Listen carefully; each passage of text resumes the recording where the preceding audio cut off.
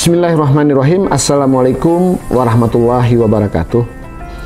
Saya Dr. Andes Al-Hudri MM, Kepala Dinas Pendidikan Aceh, mengucapkan selamat menyambut Hari Raya Idul Fitri 1 Syawal 1442 Hijriah.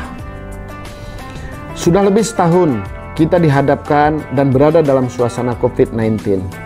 Demikian pula pada Idul Fitri tahun ini. Tentu kita merayakannya di tengah-tengah kewaspadaan agar terhindar penularan wabah tersebut.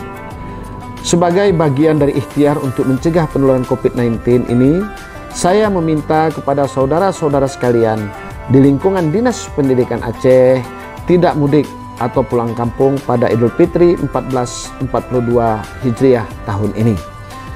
Mari kita jalin silaturahmi dengan menjaga ukhuwah dengan memanfaatkan teknologi komunikasi yang ada pada saat ini.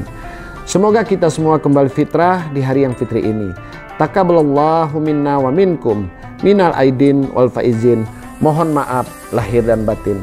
Terima kasih. Assalamualaikum warahmatullahi wabarakatuh.